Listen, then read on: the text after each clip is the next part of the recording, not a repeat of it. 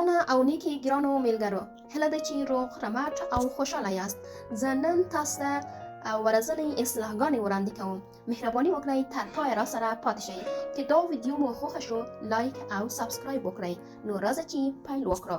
ورزن اصلاحگانی اصلاحات روزمره.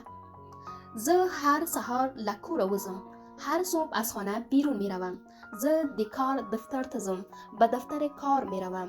زه په دفتر کې له ملګرو سره ګورم، در دفتر با همکارانم ملاقات میکنم. زه د خپل کار پیل کوم، کارم را شروع میکنم.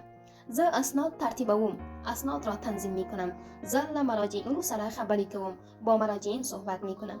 زه په کامپیوټر کې کار کوم، با کامپیوټر کار میکنم. زه د غرمې ډوډۍ خورم، نهار میخورم. زه له دفتر نه وځم، از دفتر خارج میشم. زه د ښار بازار ته ځم، به بازار شهر میروم. زه سبزیجات او میوه اخلم، سبزیجات و میوه میخرم. زه بیرته کور ته راځم، دوباره به خانه برمیگردم. زه استراحت کوم، استراحت میکنم. زه کتاب لولم، کتاب میخوانم. زه خوب ته ځم، به خواب میروم. د لغتونو برخه بخش لغات. زه من، کوره خانه.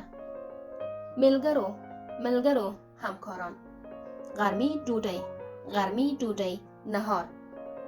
بیرته دوباره خب دوستان عزیز تا اینجا با من همراه بودید، خیلی سپاس. اگر این ویدیو را دوست داشتید لطفاً لایک کنید، کامنت بگذارید و کانال را سابسکرایب کنید تا ویدیوی بعدی. خدا نگهدار.